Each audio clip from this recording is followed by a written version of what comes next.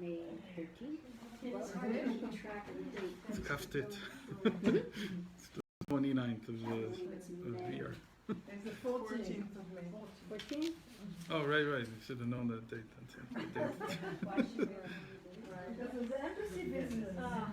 Yesterday was much more important, wasn't it? So then, I have to tell you that many years ago, 25 years ago, the first time I saw the Shla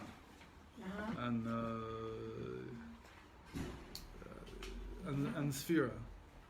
And one of the things that he explains there was the first time I really encountered the idea, or at least some explanation of what it meant that there were days that are Chesed Sheba Chesed and Tiferet Sheba Chesed. And he gives his explanation. And then he makes an interesting, it sounds like a prediction. What was The Shla. It's actually not in the part where he talks about the Sfiras Omer. He says this, and it's called Beit Hashem. There's a part in the beginning, it's called Beit Hashem. So I was learning with somebody much older. He's a very interesting character himself. And he showed this to me. It was Yom Yerushalayim, I guess 25 or 30 years ago. I think it was like 18, so it's been 30 years ago. So he showed me that what the Shla says is that really Yom Yerushalayim, the day that Yerushalayim above and Yerushalayim below will be connected, is Tiferet Sheba Malchut, is the 45th day of the Sfirat Omer. He says that, Mamash, he says that. It's built on a medrash, the Shla, Shnei Luchot HaBrit. That's tomorrow. We talked about it in length, again, it's Dafka Rosh Chodesh Sivan. And B'yom Hazeh Ba'u Midbar Sinai, like the day that they came to Midbar Sinai. And we talked about, he talked to me about it, he said, the Yom Yerushalayim that we have today is still just it's a kedimon, it's like a preview. It's not really the real thing yet. Wait, give it time. And so, in a certain sense, I don't think anybody planned May, they said May 14th, and then looked at the calendar and said, this will come out Gvura Sheba Malchut. Like, that's what it is today. Today's Gvura Sheba Malchut. But if they would have asked me, no, but the point is that it's moving.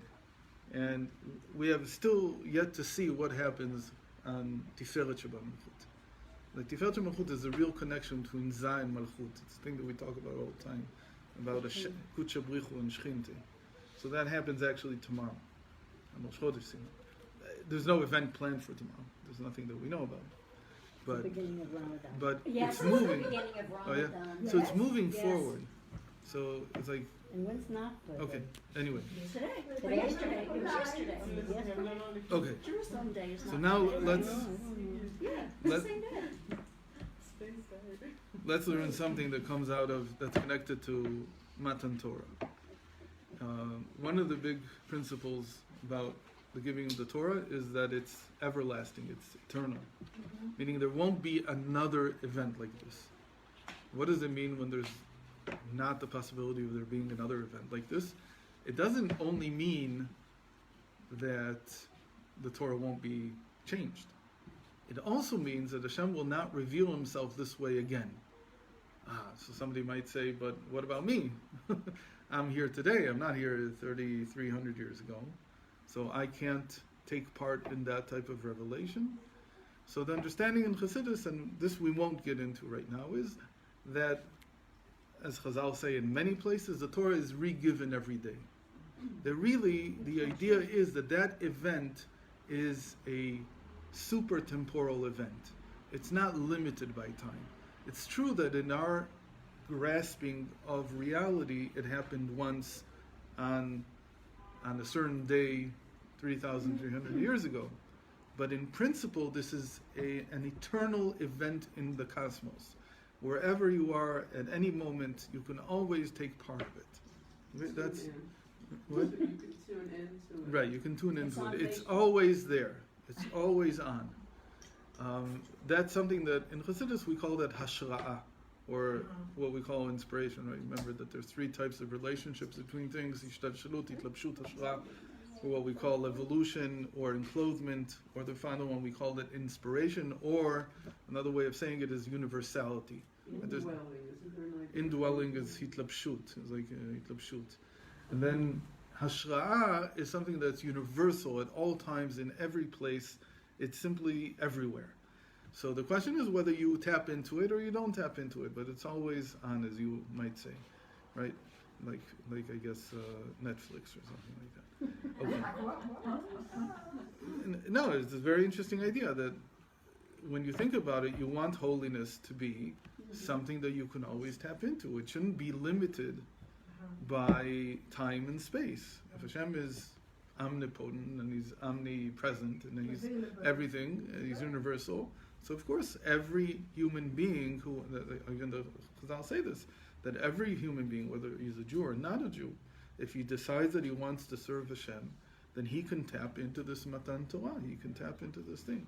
And it's called B'kol Yom Yu B'necha B'kechadashim. Every day you will feel it as if it was just given at this moment. Okay. So now, in last week's Parsha, what we just read this Shabbos, it said, V'im lo tishmeu. What happens if you don't hear what I say? Okay. Well, and we read the curses, the 49 curses that come after that. So what do you mean if you don't hear what I say? What is that supposed to mean? So the Baal Shem Tov, let's read what he says. Okay? And the way the Baal Shem Tov explained this, again, it's not exactly him, it's his student, Rabbi Yaakov Yosef of Polana. So he starts by quoting, and this is from Baal Shem Tov on the Torah, which is like a collection from the different books.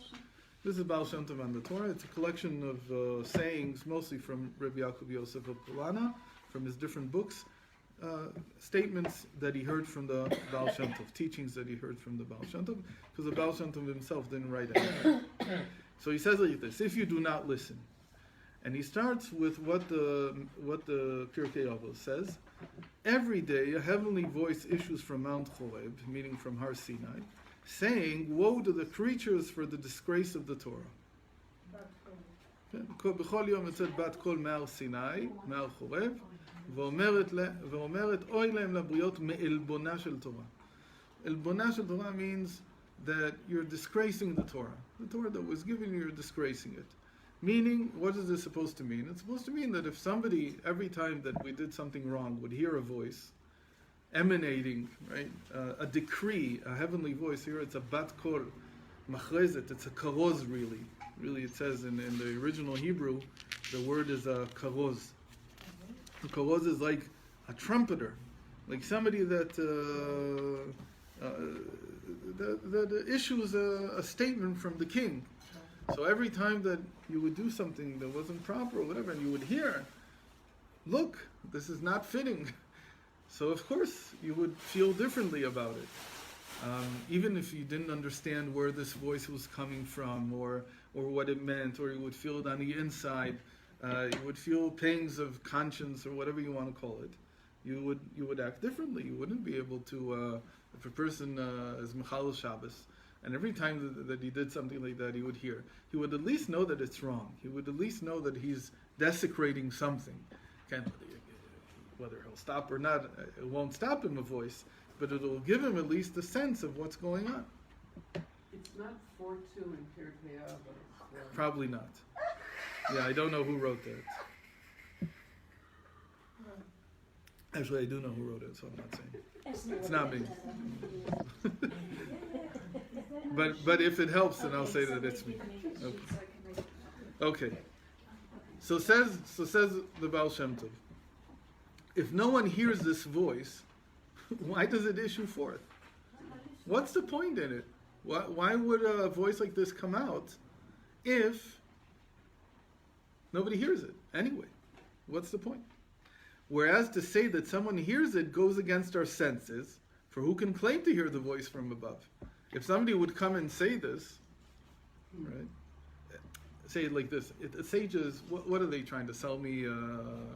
What do you call it? The stuff they sold in medicine men. Brooklyn Bridge. Yeah, the Brooklyn Bridge. Well, what are you selling me? You're telling me a voice comes out and there's no voice. What are you talking about? So either the sages are making fun of themselves or making fun of me. But what do they seriously mean? And even if you find one person who claims to hear it, who would be foolish enough to believe him? Why not? He's a schizophrenic. That's what he is. We hear voices. What are you talking about? There's no such thing. Really, no, really. You have to understand what's going on here. So what do they want? Why do the sages say things like this? So either you say in their time they heard it, and suddenly the world's so changed, people so changed that we don't know what they're talking about, or in which case they're not relevant anymore because we don't hear it, so who cares? So you can drop it out and you don't need it as part of Torah. Or you have to say that they're trying to tell you something, right? They're trying to say something. Yeah, you have to understand what they're trying to say. What then is the purpose of the proclamation if it does not have any effect? It says about Shem Tov, I believe them that a voice comes out, but what's the point if nobody can hear it, and even if anybody hears it, nobody believes them? The Baal Shem Tov answered as follows, though not with these precise words, of course. So, the Talmud says, so there's a story in the Talmud, in Masechet Chagiga, about Rabbi Yoshua ben Chananya. Rabbi Yoshua ben Chananya, we've talked a lot about him. He was Rabbi Akiva's teacher. He was one of his rebbeim. And he was a big pacifist. And he was the one who believed that we can make peace with the Romans, and not only can we make peace with the Romans, but if we play our cards right, the Romans are ripe for change. And they will change from their pantheistic, polytheistic, whatever type of idol worship they do in Rome, they will become monotheists. Mamish said this. He saw this. He saw that this is going to happen. And he said the only way that we need to have patience. We just need to have patience. Because they will change. And since we have the only true monotheism around, certainly at the time, even today, then they'll come to us. And when they come to us, everything will change. We just have to be patient. Don't fight them. That was his whole thing. Rabbi Akiva didn't feel that. Wanted to do that with the Arabs. And then they murdered him, the Ham. No, I don't know if the Arabs are the Romans. I don't think they are. The only ones that I can see today as a continuation of the Romans is Western civilization. It's not the Arabs. More the United States and Europe, but also. Okay. So the Talmud says, Rabbi Yoshua ben Chananya, so he made many trips to Rome. Was once standing before the Caesar, meaning before the head of the Roman Empire. A certain apostate signaled to him with his hand. Who, to the Caesar or to Rabbi Yoshua. And what did he signal to him? He signaled to him, you are a nation whose master has turned his face away from them. Rabbi Yoshua signaled back, his hand is still spread over us. He's still protecting us. You think that he's left us, but I'm telling you that he hasn't. So, here the main thing is missing. I don't know why he took it out. So let's look at note 1, where he brought the rest of the story. In the Baal Shem Tov and the Torah, he brings the whole story.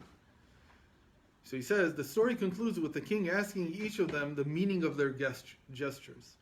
Rabbi Yeshua understood the gesture of the apostate, but the apostate did not understand Rabbi Yeshua. The king said, a person who does not understand what is being signaled to him should not be making signs before the king. And he sentenced the apostate to death. Is that Apicorus? Yeah, it's some kind of philosopher, I guess. And he said, don't be talking in front of the king, even in gestures, if you don't understand what you're saying. You have to understand gestures when you're in front of the king. Okay? So what is it saying? It's saying that know that sometimes when you're in a place where you can't speak, it's okay to speak with signs, but you have to understand what you're talking about. Okay? So that's the story. What did the Baal Shem Tov explain? We need to understand this. Why did they speak in signs and not explicitly? And why does the Talmud tell us this story? Perhaps the message to be gleaned is that the proclamation from above is not in the form of speech, which is physical, for above there is no speech, there are no words. So what is he saying? He says, the whole reason that Rabbi Yeshua saw this in front of Caesar was to be taught a lesson. What was the lesson? That before Hashem, these sayings that come out, like this declaration that comes out of Har Sinai every day about the embarrassment of the Torah or the disgrace of the Torah, it doesn't come out as a speech. It's rather, it's a small sign. It's a tiny movement of the finger. That's all it is. It's a sign. And you have to be smart enough to understand what it's saying. I mean, you don't hear a clear saying, okay, woe to creatures for the disgrace of Torah. You shouldn't have done this, you should have done that, and so on. What you hear is a small, small sign. And you have to pick up on it. That's how it is before the king. In fact, in the original Baal Shem Tov on the Torah, he brings an important statement from the Zohar. And he says, the Zohar says that when Hashem created the world, he didn't really say these words. It can't be that. Why?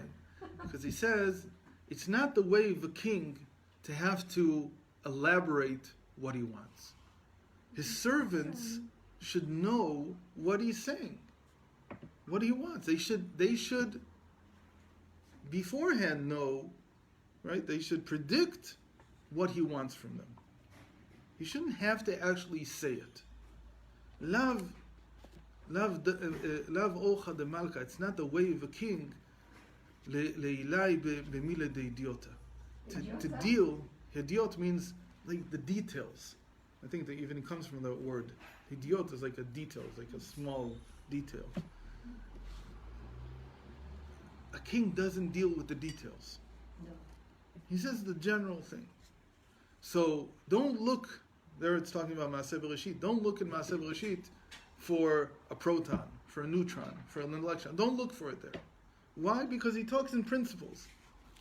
He doesn't talk in exactly how the stone is going to be created. That's not how he's speaking. His servants predict, they know where he's going with this. So they did it right. They did it the way that he wanted it anyway. Didn't Hashem himself create the world? The Malachim did it? No, but he says, Yehi-O. Who's he saying it to? To the light source. He's saying to the light source, bring out your light. So he doesn't have to say, bring out your light, the one that looks like this, The light source knows already which kind of. So in 2 words, Yehi-O, and it even really says, it's just a gesture. It's almost like nothing. And the right light comes out, and everything happens the right way. So you see that in the end, the number of things that he says are very small, and everything is created with all its myriad details, with everything that's involved in it. Okay. So, what did Rabbi Yeshua learn from this? He learned that the way of a king, or before a king, everything is done in small remazim. The word is a remez. Small hints, allusions. Like everything is very loaded with meaning. Every small movement that's made. For above there is no speech, there are no words. A proof for this is that kingship on earth reflects the kingship of heaven. It is inappropriate for a king to speak at length with this. This is what I quoted from the Zohar. It is inappropriate for a king to speak at length with his ministers and advisors, only through allusions, as is the custom of the Arab empires today. So you saw a sultan. You saw the sultan. He doesn't say anything. He just waves his hand, and everybody understands exactly what he wants. If he has to talk too much, he's not a king anymore. It means nobody's really anticipating what he wants. So this is what the Talmud is telling us. This is what the sages want to say. The proclamations that issue forth from the king of the world are also in veiled illusions. And a person has to know how to read the signs. They manifest themselves, where do you see these illusions? In the thoughts of repentance that come to a person each day. among other things. So most of the time our thought wanders, and it just is a random static noise.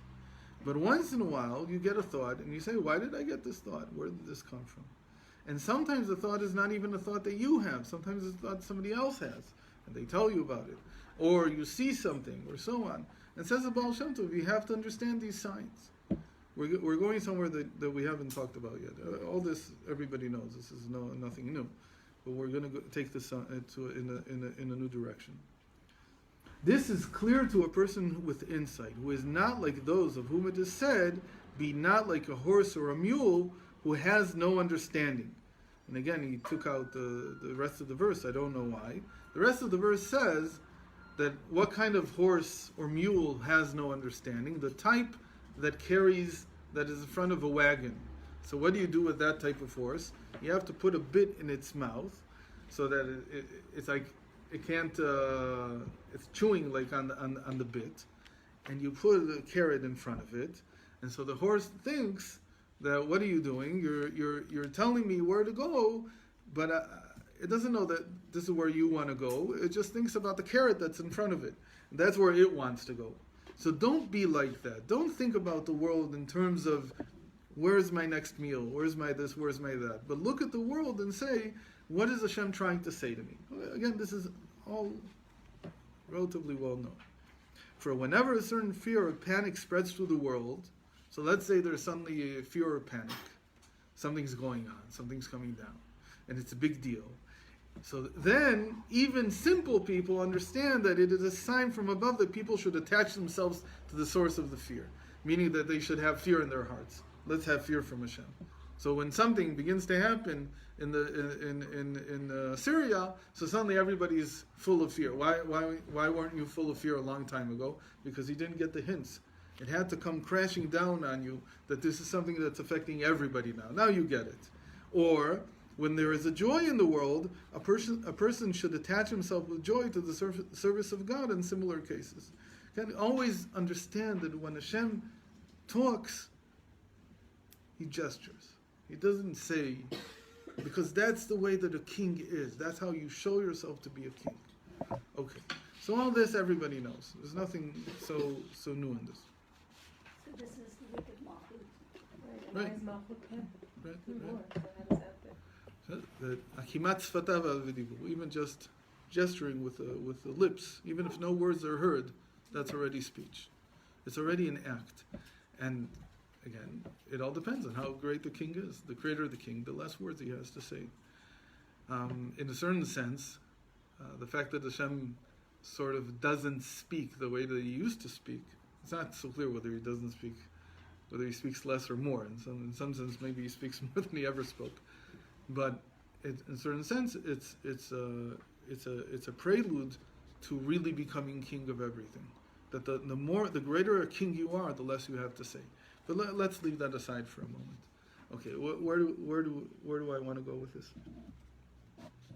So, when I watched Trump's speech last week, it took me time to fully process what I heard. But I said this is the first time in my life that I've heard a politician, certainly a leader of any country, speak something that was morally true. Not just true in terms of facts, but in terms of morality, basic human morality. I think the only things that I heard that were similar were things that I heard that were spoken when the United States went to war in World War II. That there is evil in the world, and we will meet the evil. And it's not that I don't want to be in the Iran deal because they didn't give me enough security, enough money, that it'll actually be carried out, but because they're evil. It's pure and simple. Something that I think that every Jew who lives certainly in Eretz Yisrael understands, even if he's a very leftist Jew, he understands that there's evil in front of me. That we are not seeking to harm anybody, and there is somebody who's seeking to harm us. So, and to understand that they're willing to topple nations for it, destroy, whole populations, take advantage of other people's misery in the worst way possible. And suddenly comes up somebody who is the complete opposite of Obama, and comes and says, I'm not going to reward that. Not only am I not going to reward it, I'm going to fight it. And that was like, it was the first time I heard something live that spoke to, okay, so now I have a problem. What's my problem? Because was Obama an idiot? So I can say, yeah, he's an idiot. He was the Iranian candidate. Is he somebody's was he working for them? Was he something? I don't believe that. I mean, it was just clear. I don't believe that. So no, I think he came from a very legitimate point of view. What's a legitimate point of view? He comes and says, "Who's to say?" Okay? The famous statement of moral, Devil's advocate. maybe devil's advocate, or moral equivalency. Okay? That it's equivalent. You have a claim, and he has a claim. Same thing with the Arabs in Eretz Yisrael. We have a claim, they have a claim. So that you get all these professors who are, and it's specifically the intelligentsia, the academia, that will support this. They come and say, well, we have a claim, and they have a claim also. How can you belittle their claim? They also have a right to have freedom, whatever they believe that they deserve. And yet, the voice of morality speaks very loudly in me. Okay? So, what do I do with this? It's not that I don't understand the other side, which claims that everything is equal, and who's to say? It's just that I say, beyond that voice, beyond that way of looking at the world, there's something else deeper inside me. What do you want to call this thing? The only name I have for it, because I don't have a better name, is a soul. Okay, that I have my intelligence, my mind, and then I have a soul also. And my soul knows the difference between good and evil. But my mind can't always prove it.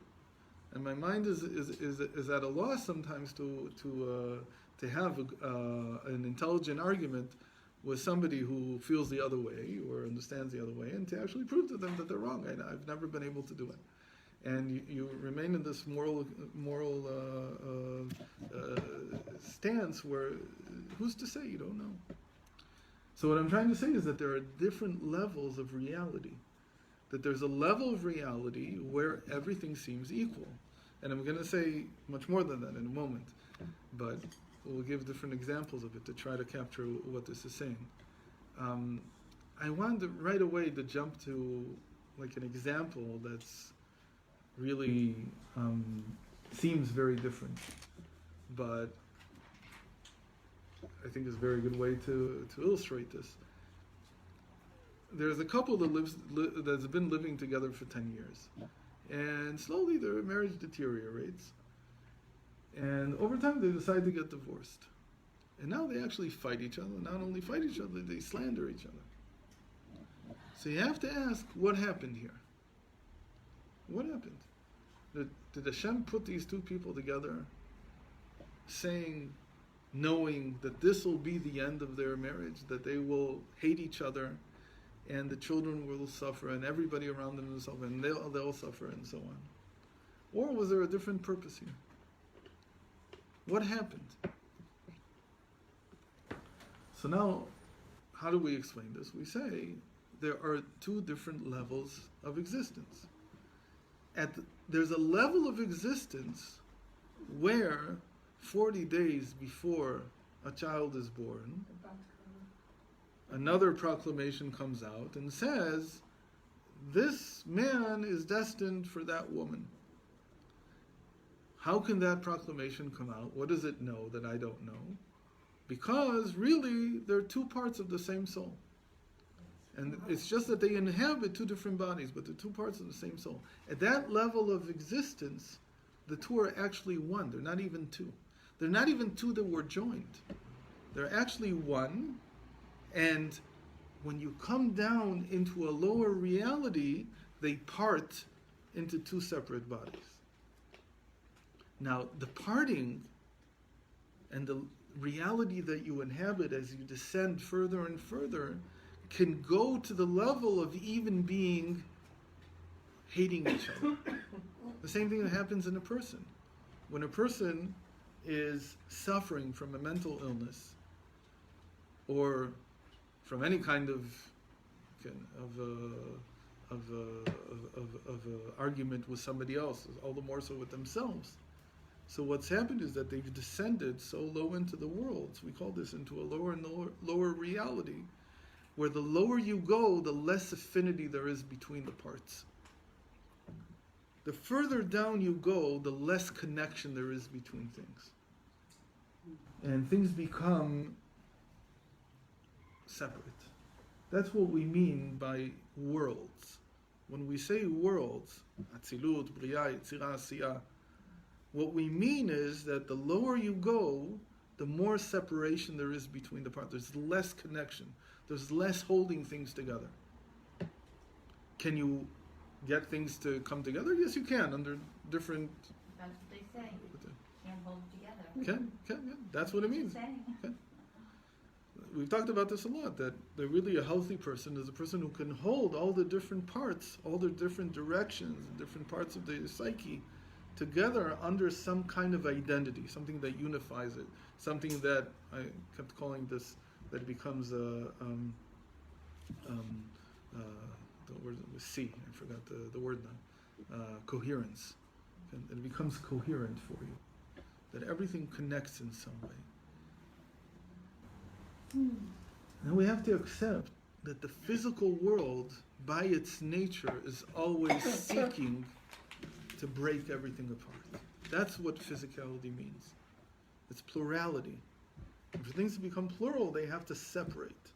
That's why the most important law, the guiding law of physical reality is entropy, which means, as it says in Chazal, kol hoveh nifsad, that everything that is eventually breaks down.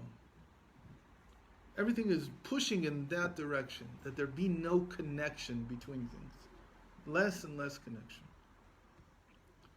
So now that there's less and less connection, what can you see less and less? You can see less and less of the pattern, of the oneness that holds things together. So you have this couple that when they got married and everything was fine and good, it's because they were in a higher reality, and in that higher, they reflected a higher reality in their consciousness. And because of that, they saw what was mutually one in both of them.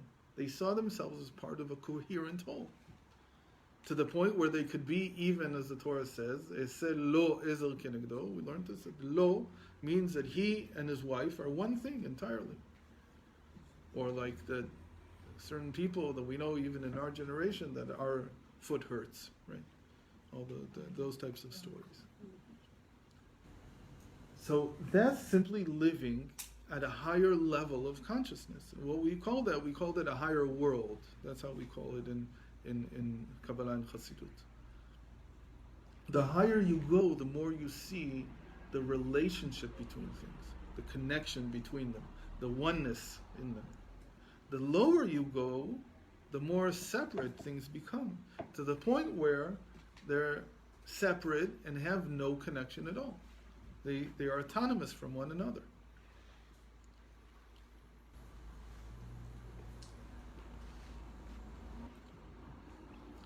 How do you do psychology today?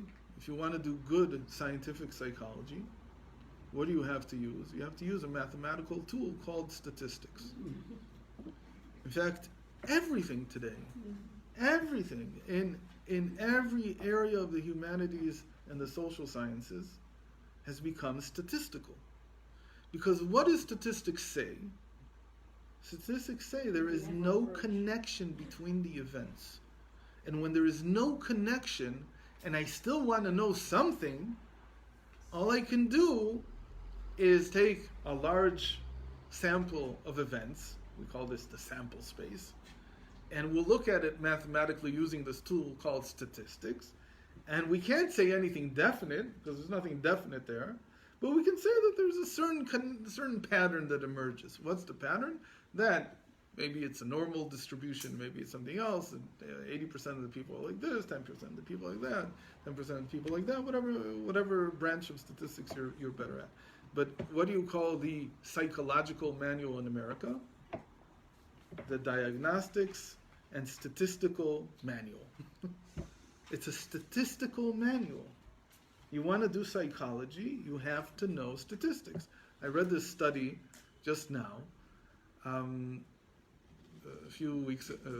couple of weeks ago. Somebody sent me this research article that he published. It's a very good article. It's great. He did the math perfectly. I can vouch to it. And it was to study whether there's a connection, whether teenagers who are frum suffer more from having deviant, let's call it, sexual behavior. Whether being religious makes the deviance worse for you, or whether it doesn't matter. So what does any normal person say? Yeah, it does. But you can't do it that way, because who's to say? How do you know? Let's take a sample space. Sample space was 500 and something teenagers that he gave this and this questionnaire to, and he gave these and these answers, and he analyzes it statistically and everything, and he comes out with the definite proof, 100%, right, that statistically there is a connection, that the more religious you define yourself, the more you'll suffer from feeling that you're a bad person because you have some kind of deviant sexual behavior, or at least that your religion considering did it, by the way, with Jews and Christians and Muslims, so that there would be no difference. That's how you do science. That's how science works. Because what does it assume? That we have to go down into the place where nothing is connected, there are no given relationships that we can count on, nothing is connected to nothing, and now we can only analyze it using this tool that we call statistics. And this is a big understanding, to understand the statistics comes from the point of view that nothing is by nature related to anything else, right? That every event is, or every data point that you collect is not related to any of the others. Now we need to use a statistical tool to figure out how they might show some kind of pattern, even though they are not related one to another. Now, I'm doing this very not rigorously. It doesn't matter so much, because the point isn't so much to explain how statistics works, rather to explain that this is what we call the world of Asiya. What is the world of Asiya? The world of Asiya is what was described in this week's Parsha as, if you go with me, meaning if you approach the world with a point of view of Keri, it's called. Kerry? Yeah, and it's a throwback to Mr. Kerry himself. I can't believe that. It was scary when we heard his name, but, because if you're in the world of Asiya, there's no connection. There's absolutely no connection. The man is called, his name is Kerry because his name is Kerry. That's all. There's no connection to the Hebrew word at all. But let's see how the Zohar does this. So, if you walk with me, meaning that if you take a stance vis-a-vis the world, which is that everything is random. Keri means really random. There's no connection between events. Nobody can predict. Nobody can say anything new. Nobody can say anything of value by trying. Yeah, it's a Hebrew word. How does unklus?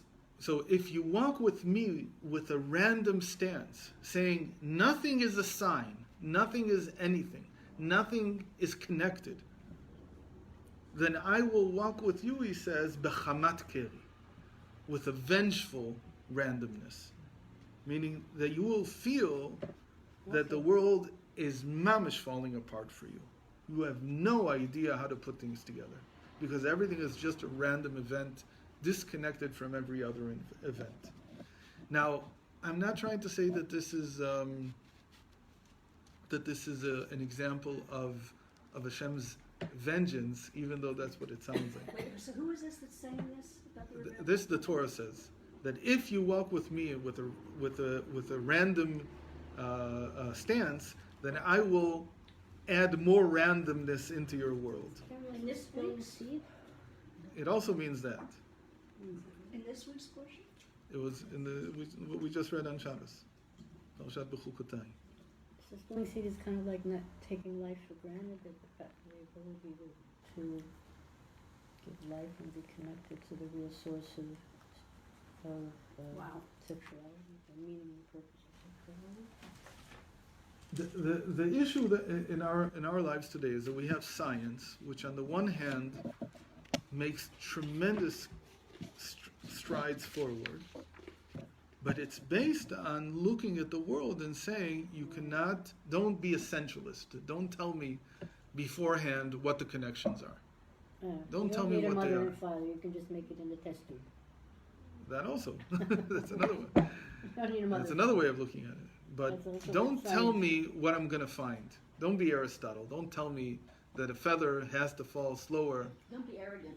Again, don't tell me beforehand what there is. I want to look in the world, and I'm telling you that when I look in the world and I look at it logically and most importantly without a bias, then I'll really find out what's going on. But if you tell me beforehand this is what you're going to find, that's not science. That's not the way to do things. So a historian would not say this. So historians today are at a loss because there's no good history if you can't find any kind of connection. So what are you just going to give a book of facts? This happened, this happened, this happened, this happened. It's not a story. It's not interesting. So they try to glean out of the facts. Here's the story that this tells, and it's a very interesting way of looking at things because even historians do that today. So what I'm saying is even today. Let's say you want to know, you have a number of manuscripts that were in some way copied from one another, and you want to know which one was the source from which everything was copied. So in the past, it would be that somebody would tell you, well, this one was certainly the one that was the origin, and everybody copied from this because this is what we believe. As it comes the historian today, or the person who deals in texts, and says, no, we don't do it that way. How do we do it? We take the texts themselves, we put them into a computer, and we use something called cladestics, and we measure the distance. We have a way to measure distance between texts. How much something was changed. How different is this from this one? How different is A from B? Let's say A from B is 5 different. And B from C is 3 different. But C from A is 8 different. So what do I come to the conclusion? That B must have copied from A, and C must have copied from B, because it makes sense. Every time that you copy, there's a smaller distance, right? There should be less changes, and that way you can scientifically figure out which was the source text and which text came out, right? So it makes sense. It's not stupid. It makes a lot of sense. That's how you should work. You have this thing called electricity. Don't tell me electricity works this way, that way, that. Let me go into the lab and I'll start using it, and let's see what happens. And whatever I find, we can use it, and it'll actually always work. Okay? You don't have to have a certain thing in mind to use your cell phone. You touch it, it works. If it was dependent on your moral stance, on who you are, on your level of consciousness, so nobody would be able to sell cell phones, right? Because we sell them and we use them because they always work, regardless of who you are and what your moral stance is. And it doesn't matter at all. It's always going to work. Why? Because we discovered this using the scientific method, which comes and says there are no predetermined, you can't tell me ahead of time what will come out. I have to actually check it in. So even if I know that this must be the conclusion, I still want to check it. Why? Because when I use statistics, when I do it the right way, I'll be surprised. And suddenly this is not what I thought it was. Okay. So this happens at every single level. So when you talk about this couple, when they got married, what were they saying? Why did they get married under a chuppah? Because they were saying, Hashem told us to get married. Hashem told us. In a certain sense, they ascribe to the level of consciousness that says that we're one. We really are one. So we're getting married under the chuppah to say that the one who created our souls is one. He's the one who gives us the power to be together. But when they go to get divorced and they hate each other and they can't stand each other, what are they saying? They're saying there's nothing special and unique about our relationship. We're like any two human beings in the world. If we can't get along together, then we have to part. Why would you stay with somebody that you can't get along together? And somebody would come and say, but I thought that when you got married, you said that you were one. What are you talking about? That's not true. Where did that go? That was a long time ago. But since then, we've come into the world, and in the world where everything is separate, so there's my point of view, and there's her point of view, and they don't get along. And we've come to the point where we hate each other. So, come the Jewish people, let's try to close this part at least. Come to Jewish people and say, 2,000 years ago, we were exiled from this country. We belong to this country. It belongs to us. We're one and the same. Where comes somebody else and says, what are you talking about? There's nothing essential about your connection to this place. There's nothing essential about it. You believe it. But nothing in the world says that there's an essential connection here. Statistically, where have you been all this time? Statistically, are you still even Jews? Who knows? What are you talking about? Now, we've been here for the last 700 years, let's say. So what? The last 700 years is more than 2,000 years ago and you weren't here. There's nothing essential. What are you talking about? Same thing with evil. Says the other person, it's not that I mean him any harm. It's just that he means me. So come the Iranians and say, it's not that we're trying to do anything. We're only defending ourselves. Because the only thing they want, and they've shown it time and time again, is they take other people's property. So we know that they're eventually going to come for us, and we don't want that. And not only that, but we're fighting for humanity. How can you... Comes somebody like Obama, who's a scientist. Who's a scientist in that sense. And comes and says there's no essential relationships in the world. And if there are, they are only in the eyes of the beholder. They don't exist in reality. And comes in and says, who's to say? You have your essentialist point of view, and he has his essentialist point of view. And the facts don't speak in either direction. The facts are just, the ground is ground, people are people. There's no essential connection between the two. There's nothing that says, unless you can show me that you own something. Comes the Arab and shows, I have a Kushan, I have something in the Ottoman Empire, that I own this. And you only bought 5%, right? Only 5% of Eretz Yisrael has ever been purchased in the modern area, in the modern era. So who has a stronger claim? They have 20% of the land that they can show that they purchased, or at least that they claim they can show. And you have 5% that you can show that you purchased from them. You don't have a stronger claim. Everybody has the same claim.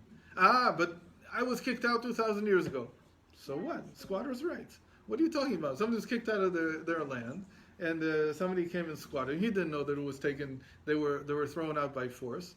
You don't, after a certain amount of time, this is halacha also. It's halacha as well. It's called Chazkat HaBatim. It's a whole chapter in Masechet Ketuvot. What do you do with rights that a person has because he came somewhere that he didn't know belonged in the past to somebody else?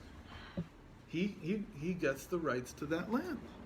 So they come and say, but same thing. These people come in court and they hate each other. You were once married. Who would believe you? Where did all that go? That was left in the past in a different world. And when we say a different world, we're talking about a higher world, a higher plane of existence, which you're not there anymore. They simply descended from that reality.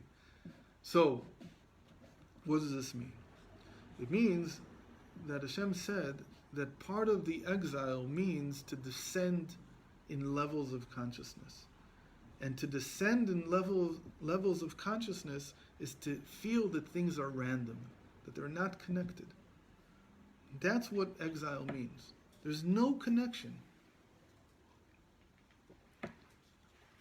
Not to see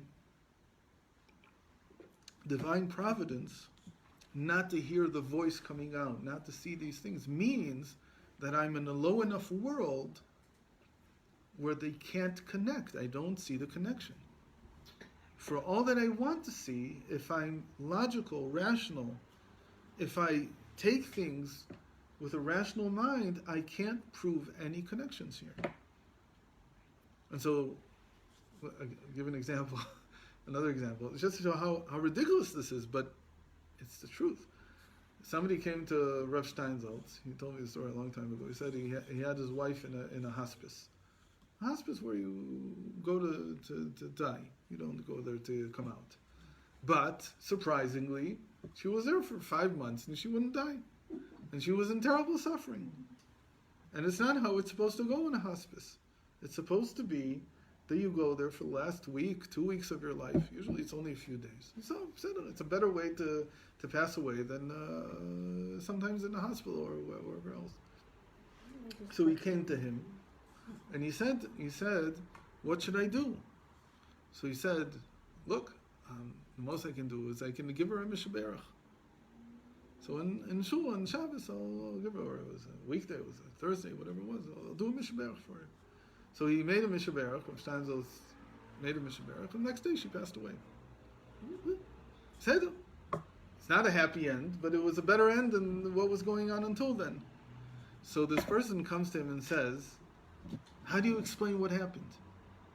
So he says, how do I explain? I know how it works. How do you explain what happened? For you, there's no connection between the two. I made a mishaberach. In what world did I make the mishaberach? In the world of atoms that collide with one another? I didn't make it in that world. I made it in the world that belongs to my heart. In the world that belongs to my state of consciousness, which is higher, which believes, even if it can't prove it, but understands the gestures, that things are connected. And when I make a mishaberach for somebody, it helps them. So if the help in this case is for the person to depart the world painlessly and without more suffering, so it helped. How do you explain it? You don't have that world. You're the one who doesn't believe that there are connections in the world. You're the one who lives in a world that is all randomness. So what's your explanation? So that's the real question. You understand? These are two different planes of reality. One is saying, and rightfully so, we're not saying that what science says is wrong. From science's point of view, it's 100% true. And if you want to do good psychology, do a lot of statistics. But if you want to actually touch a person, where do you have to go? Even the best psychologists will say in the end, it's not about running them through a maze. It's not about gathering statistics about them. In the end, it's the connection between me and this person. And when I look at them as a person, what do? I connect dots. I don't connect them logically. It doesn't work that way. I have to connect them using a higher plane of reality. So psychology, by definition, taps into what we call souls, into a higher plane of existence. That higher plane says there are reasons, there are connections between the things that happen in your life. It's not just by mistake that you got married to Ploni Almonit, right? It's not just by mistake that you married this and this person. You don't get along now? You fall into a lower place where there's no connection? Let's think why. But it's not by mistake that you were together. It's not by mistake, it's not a random event that your child is challenging you in this and this area. Why? If you're a scientist, you get challenges because that's how the world is. It's random. There's this challenge, that challenge. This one came to you. It's all random. Doesn't mean anything. But if you're doing psychology, what are you saying? Of course there's meaning here. Of course there's a higher plane that I have to, or I can't ignore. Not only can I not ignore it, I have to access it. I have to enter it. I have to learn its language. Says the Baal Shem Tov, this is all in gestures. When Hashem talks, the higher plane where the connections really are, says the person below, what? Does you really think that it matters if I turn the light switch on Shabbos? That makes a difference to the master of the universe. You're right. At the level of randomness, it doesn't matter one thing. Nothing's connected. At the higher levels, it could be that you're cosmologically destroying, I don't know, two neutron stars by doing that. I don't know what you just did. Is there any connection? Stars are born and die in the cosmos because they do. There's no connection. Okay? So, what am I living? I'm living in a world that, for instance, Carl Sagan would call a demon-haunted world. But I'm not living in a demon-haunted world. I'm living in a world that's haunted by Hashem's presence, which says that in the end everything is one, that it is connected. It's just that you're right. Exile means that we've dropped down into the lowest possible world where everything seems to be random. Now, before we continue, there's one important point. How does Unklus translate the word keri, meaning randomness? It translates it as kashu, not cashew, but kashu, and it means kashu talev, a hard heart. Meaning, he says that if a person feels randomness, it means that their heart is stone. You have to have a lev basar, you have to have a heart of flesh to understand connections. Because it begins from the world of emotions. That's where it begins from. A scientist will say emotions have no room in the laboratory. A diplomat will say, I know that people have emotions. My goal is to somehow surmount them, to put them aside so they don't bother us. But neither of those is a way to do psychology, because that's where everything is happening. That's what it all means. It's all there. All the connections are first of all felt at the emotive level. That's where they first come out. So you look at these at the emotive level to see the connections. You have to have a heart of flesh, a feeling heart, to feel the other person in order to understand what do I need to do in order to help them. What connections are they struggling with?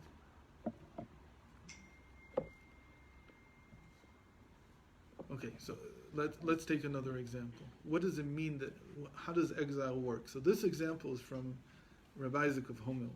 It's one of the most incredible examples. I don't know how we came up with this. This is mamish ingenious. I can't say enough about how I'm impressed by this example. He says like this. He wants to illustrate the difference between these two levels of reality. So he says, in the beginning the Torah says that Hashem created the two luminaries, the two great luminaries. And then it says the small luminary and the big luminary. The Ma'or Gadol Mishel Tayom and Ma'or Katan Mishel Talayim. The big luminary. So he says, what happened here? So Chazal say one of them complained. He says, what's the problem? Why did the sages have to give us a story that the moon complained? You could say very simply, Pshat, it's in the Pshat. What happened? When it said that they were both great luminaries, meaning they were equal, what was it talking about? It was talking about that originally they had the same amount of light. Mm-hmm. And when it says that one was great and one was small, okay, one has less light and one has more light. Why? Because the moon diminishes and waxes and wanes, and the sun doesn't. So that's all. Well, why do you have to go in this strange direction that became smaller? Why do they have to invent this story? This whole story. So he says like this.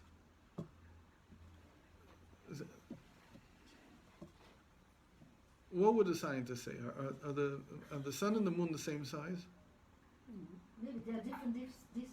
Are they the same size? They're not the same size. Probably not. But do they look the same size? Yes. So what does a scientist say? Why do they look the same size even though they're not the same size? Because one is 400 times further away. But why is it? That's the why they look the same. I'm saying, why is it that they look the same even though they're not? What is there a relationship between them? Is there any kind of connection? Is there a reason for this fact that the moon is 400 times smaller and the sun is 400 times further? Hashem wanted us to see it that way. A scientist would say that. No, they don't bring Hashem in the There's no picture. connection. Right. They're two facts. Forgot the question. There's no connection between them. It just happens to be It's a coincidence. Mikre. It's a random event. It could have been any other way, and this is the way it is. Yeah. What did a person until, let's say, I don't know when, because it's been known for a long time that the sun is bigger than the moon. But so I don't know when this happened. But what does a person who feels that there is a soul in the world say? He says, what are you talking about? This is not a coincidence, because the Torah says it's Shnei HaMorot HaGdolim. They were equal. They were equal in size. What does it mean that they were equal in size? And when you look at them, they should look the same. What happened that one of them suddenly you discovered is smaller and the other one is bigger? Why did that? What happened? So come the sages and say, she sinned. The moon sinned. Huh? Says Rabbi Isaac, understand what they're trying to tell you. They're trying to tell you that at the high, before Hashem, they really are equal. In their essence, they really are equal.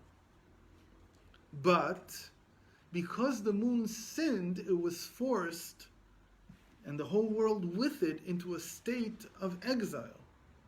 And in that state of exile, what do you see? That the moon is actually, is smaller physically than the sun. But Hashem left a remnant so that you would see something of how it is before Him. When the Torah says, Shnei HaMorot HaGdolim, it's telling you, from Hashem's perspective, they're equal. They're the same size, entirely. And we see something of that. How do we see something of that? Because of this coincidence, as you call it, that the moon is small, is close enough, and the sun is far enough, so that they look the same size. But when you discovered that they're not, what happened to you? Your consciousness fell down into the same place that the moon caused this falling down. The moon caused it. What do you mean the moon caused it? It's how the sages say it. It's a state of exile of consciousness. Your consciousness is fallen down. So when it falls down, what do you see? That there's no connection between them. One's big and one's small. So the Torah even says that and sages have to fill it in. They have to say, on the one hand, before Hashem it was equal, and He created them, it was equal. The moon did something, and then they became small and big, even though they still look the same. But really, you will one day discover that they're not the same size. When you discover that, what have you done? You have now shared, you've gone into the moon's exile, as it were. Okay? Say it another way. That this couple, when it started out, it was as they were living as they were before Hashem. When they fell down, they entered into a state of exile before Hashem, meaning here we're not connected anymore. There's no necessary essential connection anymore between us. When you fall into a state of exile, what do you feel? That everything is just data, and everything is just random and no connection. Says the Zohar that when Moshe Rabbeinu came to Egypt, so we know that not all the Jews left. Why? Because what did some Jews say? Some Jews said, Moshe Rabbeinu did this. And some Jews said, this is a random event. How do you say random event? Mikre. Mikre equals Moshe. They're the same value. It depends. Yeah, it's 345. Both equal 345. It depends on where you are. Which was the random event? Some people said, well, from time to time the Nile becomes red. From time to time there's a lot of frogs in Egypt. From time to time there's locusts. From time to time there's this. It's all, the fact that it all happened together, Moshe didn't do this. It's an event. They're random. They're not connected to one another. They're random events. They can't see the connection. Wait a minute, how come Moshe That's a state of it. the same number? Mikre, Mem Kuf Reishei is 345. And Moshe is 345. So how can that be? Why not? That's what they said. That's what they said, to show you. It's like Mashiach and Nachash. Which one is it? So if you're in a state of exile in your consciousness, what do you see? Random events. If you're in a state of Geula, a higher state, being in a higher world, or having a soul, let's call it. For lack of a better name, I don't know, I have a better name for it. Baal Nefesh, it's called. A person who has a Nefesh, Ruach, Neshama, Chaya, Yechidah, these are levels of consciousness. The higher you go, the more you see the connections. But says the Baal Shem Tov, don't think that the connections are like Hashem yelling at you. They're not. There's gestures. The more sensitive you are to them, the more you see that even some small thing can be a real connection. Now, the schizophrenic also hears voices, and he's certainly not at a high level of consciousness. In fact, it might be the opposite. He's in the worst exile. So we say, and we've talked about this many times, schizophrenic is a person who suffers from his ego. And so the ego tells him everything is about him. So even when he hears the radio, the announcer on the radio is talking about him. So that's a different problem. But normal people, says the Baal Shem Tov, they don't hear voices. So what do you become sensitive to? You have to become sensitive to the gestures, to the small things that do connect. And that's what it means to see Hashgacha Pratit, to see divine providence. But it comes in small, minute details that you might miss if you're not sensitive. There's being sensitive in the heart, which is one level, which is what you do psychology with. And there's also being sensitive in the mind, for which you have to learn a lot of Torah, to see divine providence, not just psychological providence. Psychological providence is sort of like figuring out why a person is suffering from what he's suffering. It's not yet seeing the divine in it, although it could be, but it's not really yet seeing the divine. To see the divine, to see divine providence, to understand if what's happening now in Arnona with the American embassy, just a plaque being put on a wall, because nobody built anything, nobody did anything. If that has meaning or doesn't have meaning, you have to have a lot of Torah consciousness. Okay? To see whether this has more meaning in something else, a lot. It's not. Today, the breakdown of the Haredi world is that they don't believe the people that have Torah consciousness anymore. Why? Because they say they're wrong. They see connections where there are no connections. And look at, when I come in and actually statistically check something, it turns out that they're not right. The leader says, the Torah personality, let's say the Rebbe of the congregation, he comes and says, it's not a good idea to speak Hebrew. Let's say that's what he said 100 years ago. Don't turn Hebrew into a regular language. Don't do it. Why? Because you'll lose from it. It's a holy tongue. Don't use it for day-to-day usage. They came and they did, and they come and say, look, it's nonsense. It works perfectly well. Nothing happened to any of us. So, are you not in a state of exile? Do you see more and more connection between things? Or has it become, at least for the moment, that the one language, again, what sits in a person who learns Torah? What sits in his mind? The holy language.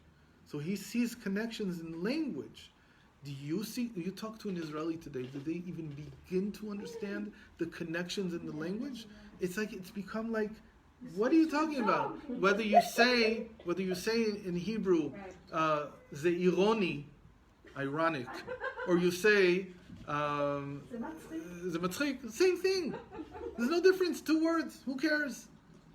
One came from the Torah, one came not from the, I don't know, what does it matter? It's just how you relate to one another. You've turned it into something that has lost all its meaning. You've taken them and put them into an exile. Is it not Hebrew? It is. What can I do? I can't say that's not the holy language. I can't say that people that speak Hebrew here don't speak Hebrew. They speak Hebrew. I was wondering, can one take But Israeli newspaper in the bathroom?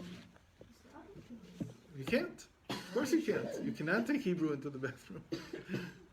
But what do? They don't, because it's meaningless. That's what it means to be in exile.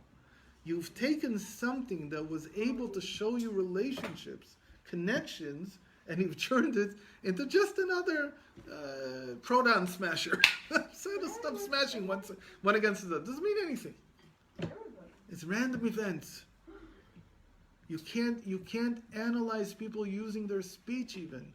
Why? Because there's no good. The words don't mean anything. They're not essentialist. This language didn't come from Hashem. Didn't come from anywhere. It's just another Semitic language, and it's lost all that it could have given you. But it can give you that only if you're not in exile. If you force yourself into exile, if you force yourself into a lower place, then of course you hate each other. Then the couple hates each other because they can't connect at the level of how Hashem sees them. And say, this is not the world I live in. Said it, but maybe you live in exile. You don't want to come out of exile. You don't feel that if you have to go to court and slander each other, that's exile. You know exile better than I know exile. You know what it means to be in a state of galus better than I do. Liglot is not to be in your place. You can't see the connections. And you feel always that everything is pursuing you and hurting you, and it's all random. There's no reason, no explanation for anything. Who knows why? That's exile.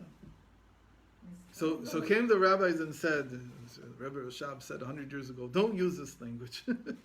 What is he doesn't want the Jewish people to come out of exile.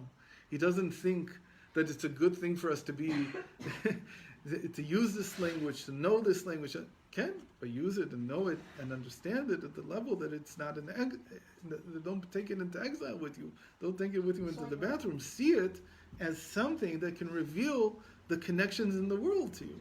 Because that's what it was meant to do. What Ginsburg always says, it's all exile anyway. It doesn't matter what you do, what you use, what you call it. Right? We're all still. Settle, but you don't have to be there.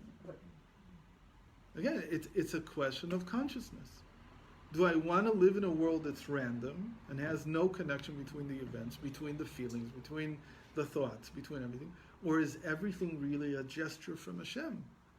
Is Hashem speaking to me? But I don't understand the gestures because I don't get the language. I'm so not subtle. Everything for me is so random. To be subtle is to understand, I said before, that it's loaded. There's meaning in everything. So comes a scientist and says, I can't do science this way. Fine, don't do science this way. I'm not telling you to do science this way. Do science the way science is done. Settle. We'll get there also. We'll raise that state of randomness also higher. There's what to take from there also. But as it is, there's also states of liberation from exile. Not everything has to be exile. So certainly when you do psychology, you can't treat it as random. It's just by mistake, no connection. It happens to be that your mother has this and that. No, it's not just happens to be. It happens to be that your mother acts this in this way. No, it touches you because this is what Hashem wants you to be awakened by. There's a reason why this is what's hurting you. There's a reason why that character trait specifically is what your mother has and why it drives you crazy. Because that's what you have to fix. It's not a mistake. It's not a random event. Okay, so this is the beginning of a topic that we learned this in the past. We called it world, souls, and divinity. Mm-hmm. Really, world, souls, and divinity is 3 states of consciousness of how you look at reality. When you look at it in terms of worlds, it's really random events. It's how a scientist would look at it, and how somebody who's rational and has no essentialist, he doesn't burden reality with his feelings. He lets reality be what it is, which is okay.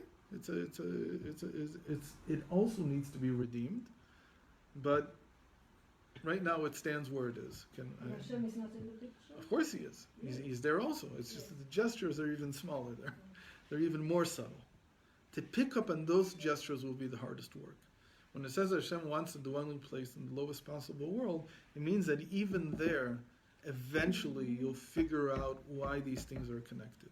That it's not just by mistake. One of the things, for instance, is that today it's so clear that if the universe, one of the constants in the universe was just a fraction of a percent off, the whole universe wouldn't exist. Meaning that if the weight of the proton was nothing less or more than what it is, there would be no universe. So what does the scientist say? How else do you want it to be? It's random. It happens to be that this universe works. Maybe there were a million others that didn't work. So to see that that's a gesture from Hashem telling you, here I am, I'm holding it together, I'm connecting it, I'm making it work, that he can't say because he's in a world of randomness. So there's no reason for it. So I have to show all these coincidences more. Find another one. Eventually, you come to the place where you say, well, it can't be there's so many coincidences. Eventually you come to the place where there's a certain, what we call it, a certain critical mass of coincidence that you have to admit that at some level something is happening here. There's too much coincidence in the end. Decide whether that'll happen now or it'll happen in 10 years, 15 years. It's not so important. But certainly when you work at the level of the emotions, at the level of the psychological level, certainly when you're talking about the mind, so those things have to develop at the level of understanding the gestures that Hashem is showing you all the time, and understanding that things are connected.